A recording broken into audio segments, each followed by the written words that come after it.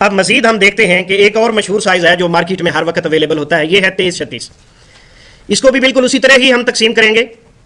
2336 جو ہے اس کے جب ہم 2 حصے کریں گے تو یہ 1823 بن جائے گا، اور اس کو مزید تقسیم کرنے سے چوتھا سائز جو اس کا بنے گا وہ 11.5 18 بنے گا، اور 16واں سائز جو ہے وہ اس کا بنتا ہے 9 11.5۔ 8واں سائز 9 11.5۔ عموماً اس 8ویں سائز میں جو کتابیں ہیں وہ بہت کم چھپتی ہیں، بڑے قرآن مجید تقریباً اس سائز میں ہوتے ہیں۔ یہ 2336 کا 8واں سائز ہوتا ہے، یہ اتنی بڑی کتاب ہوتی ہے جو کتابوں میں جو بڑا سائز ہے، یہ 2336 کا 8واں سائز ہوتا ہے۔ اس کے بعد اس کا 16واں سائز ہوتا ہے۔ 2336 میں 16 سائز جو ہے یہ معروف سائز ہے، یہ عام کتابیں ہماری اسی سائز میں ہوتی ہیں۔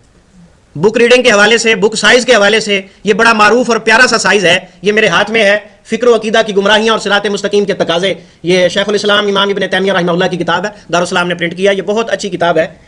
تو یہ 16ویں سائز میں آپ کے سامنے ہے۔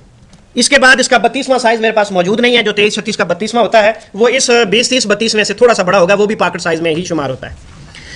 تو گویا کہ یہ سائز آپ کے علم میں ہونے چاہیے۔ سائز نکالنے کا طریقہ آپ یہ دوبارہ سمجھ لیں، یہ 2336 ہے، یہ 36 لمبائی کو آپ 2 پہ تقسیم کریں گے تو 1823 ہو جائے گا، اس کو مزید تقسیم کریں گے تو 11.5 18 ہو جائے گا، مزید تقسیم کریں گے تو 9 11.5 ہو جائے گا، یعنی لمبائی کو آپ تقسیم مزید کرتے چلے جائیں تو نتیجتاً یہ اس کے میکسیمم جو سائز بن سکتے ہیں بڑی شیٹ کے، تو وہ آپ بنا کر اسی حساب سے آپ اسے سلیکٹ کریں گے۔